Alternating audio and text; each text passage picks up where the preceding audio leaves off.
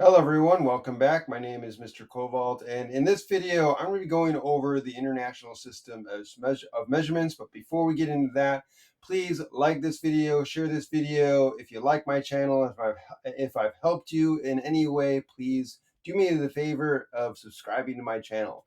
And with that out of the way, let's get into this.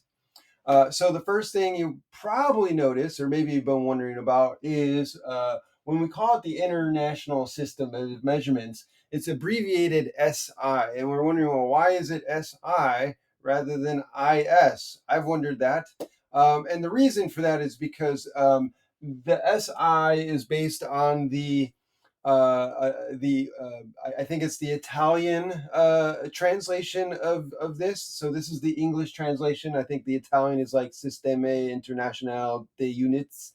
So system comes first, and then international. So SI. But in English we flipped it, so we call it the International System of Measurements, or SI units for short.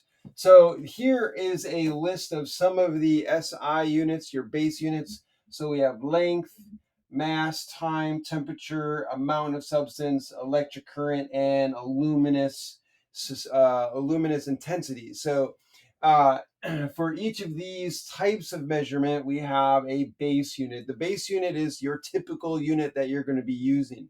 So for example, in length, you have the meter, which is abbreviated small m. So the base unit is what we tend to use, and then when we get into, for example, if you've learned about metric units, usually add a prefix to the base unit to tell you what size that unit is compared to the base unit. We have kilogram for the base unit of mass, which is kg, small k, little g. Time is second, abbreviated small s.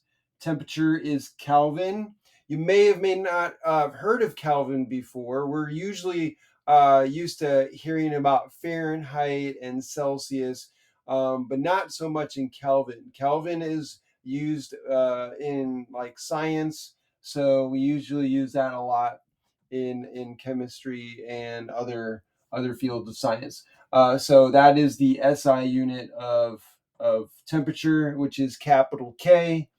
The amount of substance, moles. So if you've had chemistry before, you know mole is the amount of substance. That is your SI unit. That's the base unit we use in chemistry.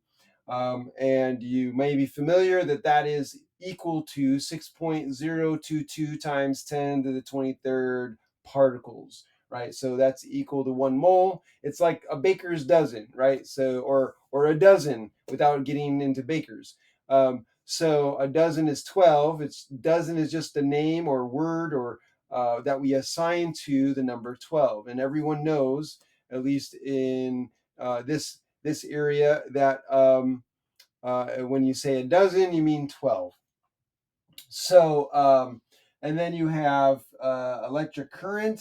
So that is called, the base unit for that is the ampere, capital A. And then we have luminous intensity. That's like how bright the light is. And that's measured in candelas. You can remember that by candles, right? So candela, which is abbreviated small c, small d. So CD.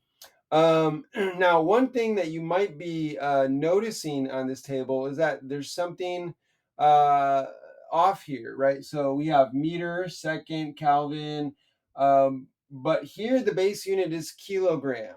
And remember what I said here, the base unit is meter, and we like to, in the metric system, add prefixes to it. But here the prefix is already added. Why isn't it that gram instead of kilogram is the base unit? You would expect, well, gram seems to be the base unit. Why don't we just take away the prefix? Well, there's some historical background to that, mainly because gram is a small unit, and usually when we're measuring things, it's more convenient to use a larger unit. So kilogram kind of took the place of gram as the base unit.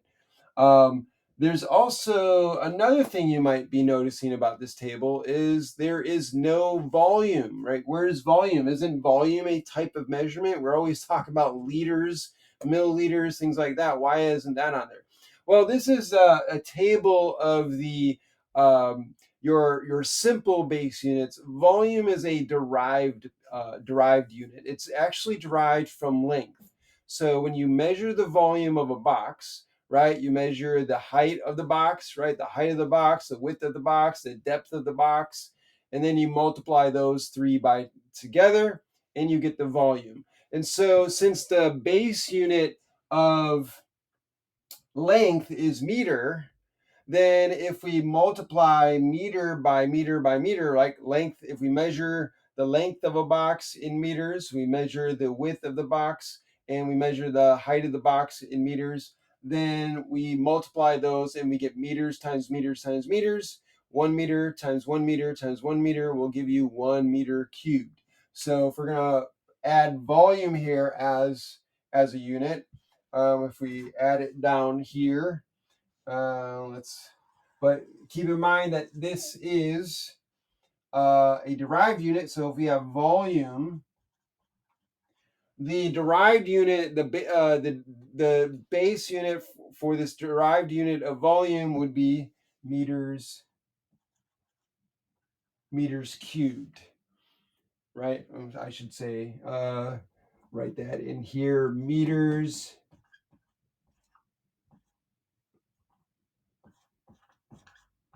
cubed, and then the abbreviation would be m to the power of 3, m cubed.